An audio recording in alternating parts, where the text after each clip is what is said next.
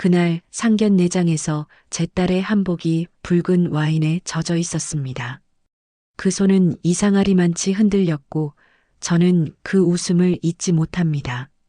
한복이 낡았다고, 엄마가 가난하다고, 그들은 제 딸을 쓰레기 버리듯 내쫓았습니다. 하지만 그들은 몰랐습니다. 그 초라한 바느질꾼이 20년 전 대한민국을 뒤흔든 한복 장인이었다는 걸 이제 제가 그들에게 진짜 격이 무엇인지 보여드리겠습니다. 본격적인 이야기 전에 잠깐 귀한 시간 좀 내주세요. 제가 유튜브 시작한 지 얼마 안 된 초보예요. 이 나이에 새로운 도전하는 거 쉽지 않더라고요. 그래도 여러분께 의미 있는 이야기 전하고 싶어서 용기 냈습니다. 지금 구독 버튼 눌러주시고 좋아요도 함께 눌러주세요. 완전 무료예요. 여러분의 작은 응원 하나하나가 제게는 정말 큰 힘이 됩니다. 함께 해주셔서 감사합니다. 자, 그럼 이야기 시작할게요. 그날의 잔향이 아직도 코끝을 맴돕니다. 매콤한 갈비찜 냄새, 그리고 뼈를 깎는 듯한 수치심의 냄새. 3시간 전으로 돌아갑니다. 저는 단칸방 마루에 앉아 낡은 한복을 다림질하고 있었습니다. 50년을 이 손으로 바느질을 했습니다. 제 옷은 낡아도 딸 지수에게는 세상에서 제일 좋은 걸 입히고 싶었습니다. 지수가 시집갈 때 입을 한복만큼은 제 모든 정성을 담아 새로 지어주고 싶었지만 형편이 안 됐습니다. 깨끗하게 다림질한 이 낡은 한복이 최선이었습니다. 상견례 장소는 고급 한정식당이었습니다. 들어서자마자 사돈 오미경 씨가 명품 옷과 보석으로 치장하고 앉아 계셨습니다. 그 옆에는 남편과 아들 승현이가 있었습니다. 미경 씨의 눈이 제 딸의 한복을 천천히 훑어봤습니다. 입가에는 미소가 걸려 있었지만 눈은 차가웠습니다. 어머, 박수미 씨. 오셨군요. 앉으세요. 목소리는 부드러웠지만 어딘가 날이 서 있었습니다. 자리에 앉자마자 미경 씨가 와인을 따르기 시작했습니다. 그런데 그 손이 흔들리더니 지수의 치마에 와인이 쏟아졌습니다. 아이고, 죄송해요. 미경 씨가 당황한 척 냅킨을 건넸습니다. 하지만 그녀의 눈에는 미소가 남아 있었습니다. 지수의 얼굴이 붉어졌습니다. 한복에 번진 붉은 얼룩이 마치 피처럼 보였습니다. 따님, 한복이 참 정겨우시네요. 요즘은 이런 자리엔 다 디자이너 한복을 입더라고요. 직접 지으셨다니 대단하네요. 근데 너무 소박해서 놀랐어요. 저는 애써 웃으며 대답했습니다. 제가 직접 지은 옷입니다. 정성을 담았어요. 아, 그러시구나. 미경 씨가 고개를 끄덕이며 잠시 침묵했습니다. 그리고는 마치 날씨 이야기를 하듯 자연스럽게 말을 이어갔습니다. 박수미 씨는 평소에 무슨 일을 하세요? 바느질을 합니다.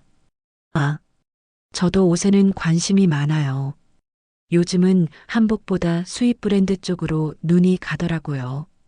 그녀는 자신의 명품 핸드백을 슬쩍 만지작거렸습니다. 승현이가 어색하게 끼어들었습니다. 어머니, 이제 식사하시죠. 솔직히 말씀드리는 게 예의인 것 같아서요. 저희는 격식을 중요하게 생각하는 집안이거든요. 며느리에게도 일정 수준의 교양과 배경을 요구합니다. 다만 저희와는 조금 결이 다른 것 같아서요. 서로를 위해서요.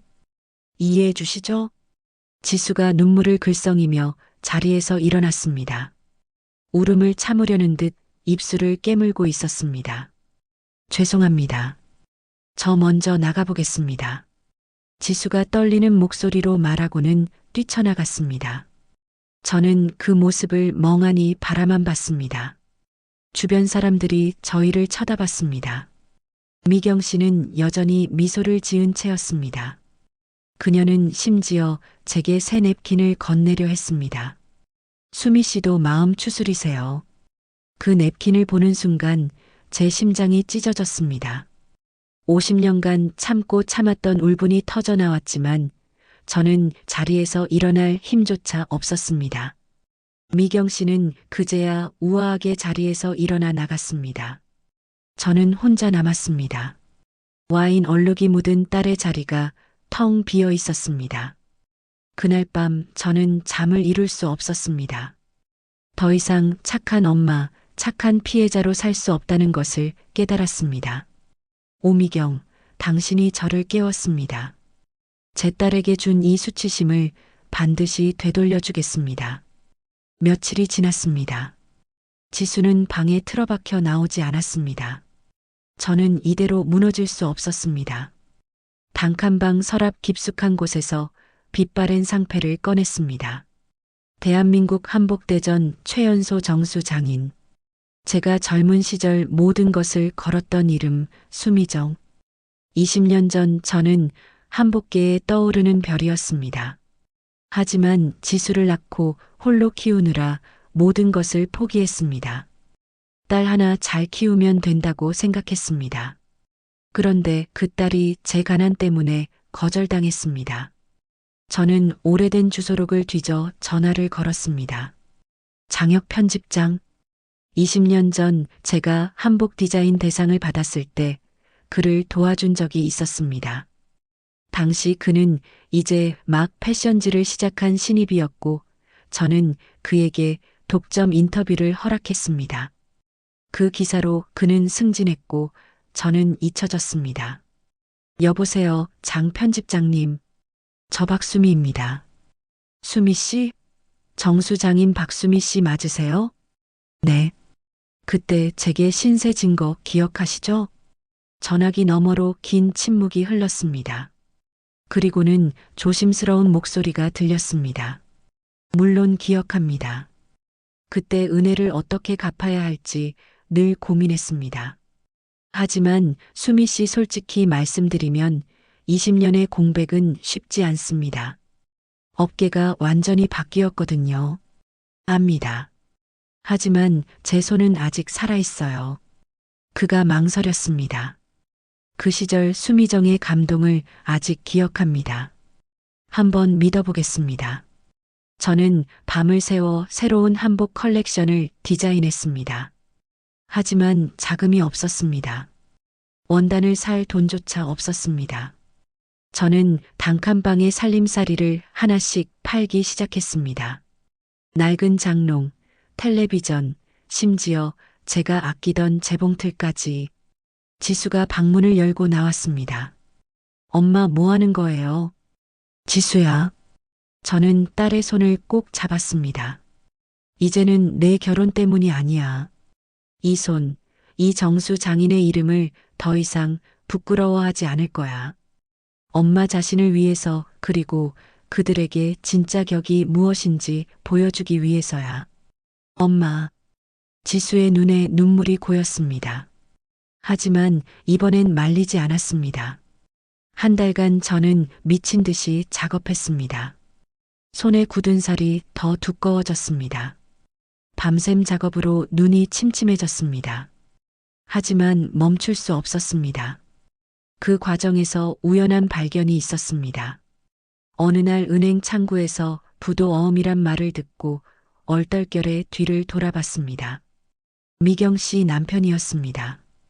그는 누군가와 심각하게 다투고 있었습니다. 이번 달까지만 기다려주세요. 저는 몰래 귀를 기울였습니다. 채권자로 보이는 남자가 차갑게 말했습니다. 김 사장님 회사 이미 부도 직전 아닙니까? 아들 결혼시켜서 친정 돈 끌어다 쓰려는 거 다 알고 있습니다. 순간 모든 퍼즐이 맞춰졌습니다. 미경 씨가 승현이의 결혼을 서두른 이유, 며느리의 배경을 따진 이유, 그들은 겉으로는 격조 있는 집안이지만 실상은 빚더미에 앉아 파산 직전이었던 겁니다. 저는 이 정보를 장 편집장에게 전했습니다. 그는 신중하게 말했습니다. 알겠습니다. 하지만 박 장인님 복수보다 먼저 장인님의 실력을 세상에 보여주는 게 우선입니다. 그의 말이 옳았습니다. 드디어 수미정 론칭쇼 날짜가 잡혔습니다. 저는 론칭쇼 VIP 명단에 오미경의 이름을 올렸습니다. 그녀가 무시했던 바느질꾼이 패션계의 거장으로 돌아오는 순간을 눈앞에서 보게 만들 겁니다. 론칭쇼를 일주일 앞두고 인터넷에 이상한 글이 올라왔습니다. 50대 한복 장인이라는 사람 디자인 표절 아닌가요? K 디자이너 작품이랑 똑같던데. 댓글이 순식간에 수백 개 달렸습니다. 저는 어안이 벙벙했습니다. K 디자이너의 작품을 찾아봤습니다. 겉보기엔 비슷해 보였지만 전혀 다른 디자인이었습니다. 하지만 일반인들 눈에는 같아 보일 수도 있었습니다. 장 편집장이 황급히 전화를 걸어왔습니다. 박 장인님 큰일입니다. 표절 의혹이 퍼지고 있습니다. 제 디자인은 제가 압니다. 전 표절하지 않았어요. 하지만 마음은 흔들렸습니다. 제가 가장 중요하게 생각하는 장인 정신이 더럽혀지고 있었습니다. 며칠 밤을 잠 못 이루고 뒤척였습니다. 그날 밤 지수가 제 방으로 들어왔습니다. 딸의 얼굴은 눈물로 범벅이었습니다. 엄마. 지수가 떨리는 목소리로 말했습니다. 사람들이 엄마 욕을 해요. 나 때문에 엄마까지 욕먹게 했다고. 지수야. 엄마 이제 그만해. 제발. 엄마가 더 힘들어하는 거 못 보겠어. 지수가 제 품에 안겼습니다. 저는 딸의 등을 쓰다듬으며 눈물을 흘렸습니다. 과연 제가 잘하고 있는 걸까요? 미안하다 지수야. 그 순간 문 두드리는 소리가 들렸습니다. 장 편집장이었습니다. 그의 손에는 큰 봉투가 들려 있었습니다. 박장인님, 증거를 찾았습니다.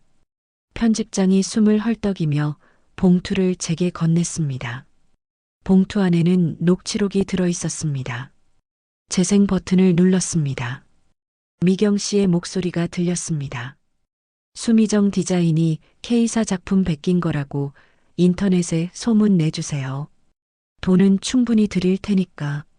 하지만 오 사장님 이건 명백한 명예훼손입니다. 괜찮아요. 어차피 증거 없으면 그만이잖아요. 그 여자 론칭쇼만 망치면 돼요. 표절 의혹은 미경 씨가 만든 거짓이었습니다.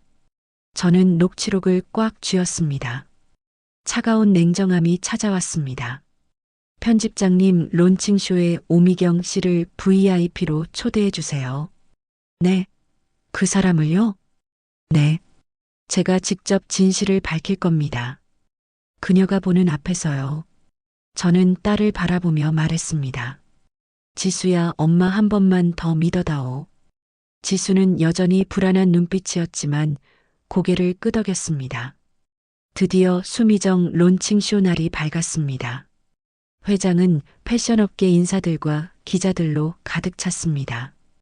VIP석에는 미경 씨가 앉아 있었습니다. 그녀는 여전히 명품으로 치장하고 있었지만 얼굴에는 긴장감이 서려 있었습니다. 조명이 어두워지고 음악이 흐르기 시작했습니다. 모델들이 런웨이를 걷기 시작했습니다. 제가 디자인한 현대적인 한복 드레스들이 조명을 받으며 화려하게 드러났습니다. 전통의 아름다움에 현대적 감각을 더한 작품들이었습니다. 관객들의 박수갈채가 쏟아졌습니다. 쇼가 끝나고 제가 무대에 올랐습니다. 사회자가 마이크를 건넸습니다. 박수미 장인님 한 말씀 부탁드립니다. 저는 관객들을 천천히 둘러봤습니다. 그리고는 미경 씨와 눈을 마주쳤습니다. 감사합니다. 20년 만에 복귀라 떨립니다. 그런데 론칭을 앞두고 표절 의혹이 있었습니다. 관객들이 웅성거렸습니다. 저는 침착하게 말을 이어갔습니다. 오늘 이 자리에서 진실을 밝히고자 합니다. 녹취록이 재생됐습니다. 수미정 디자인이 K사 작품 베낀 거라고 인터넷에 소문 내주세요. 회장이 술렁였습니다. 미경 씨의 얼굴이 하얗게 질렸습니다. 표절 의혹은 누군가의 계획된 모함이었습니다. 저는 한 땀 한 땀 정성으로 이 작품들을 만들었습니다. 박수가 터져 나왔습니다. 저는 계속 말을 이어갔습니다. 진짜 격조는 명품 옷이나 돈으로 만들어지는 게 아닙니다. 한 땀 한 땀 쌓아온 정성과 진심으로 만들어지는 겁니다. 관객 중 누군가 속삭였습니다. 저 여자가 진짜 장인이지. 그 한마디에 저는 참았던 눈물이 터졌습니다. 20년간 억눌렀던 모든 것이 한꺼번에 쏟아져 나왔습니다. 미경 씨는 자리에서 일어나 도망치듯 회장을 빠져나갔습니다. 기자들이 그녀를 쫓아갔습니다. 저는 무대에 서서 그 모습을 지켜봤습니다.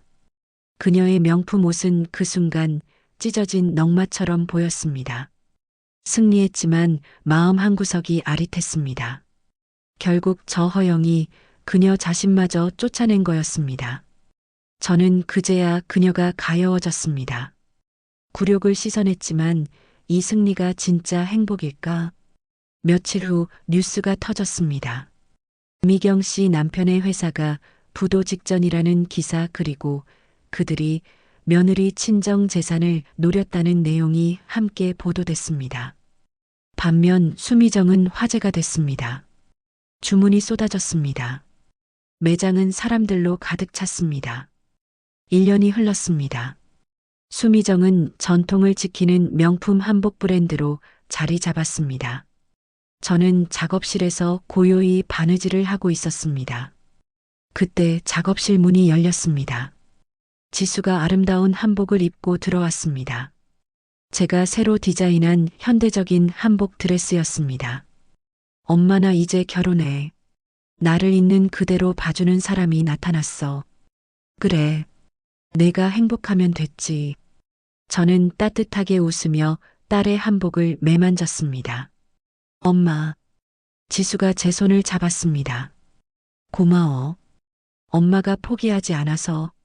저는 딸을 꼭 안았습니다. 그날의 낡은 한복이 제 과거의 헌신이었다면 이 새로운 한복은 우리 모녀의 새로운 시작이었습니다. 복수는 끝났지만 엄마로서의 삶은 이제부터 다시 시작입니다. 굴욕의 눈물이 한복 바늘에 깨어서 다시 희망이 됐습니다. 작업실 창문으로 들어온 햇살이 제 손을 비쳤습니다. 제 손은 여전히 굳은 살이 있지만 이제는 평화로워 보입니다. 사람은 겉모습으로는 속일 수 있어도 진심은 바느질처럼 드러나기 마련입니다.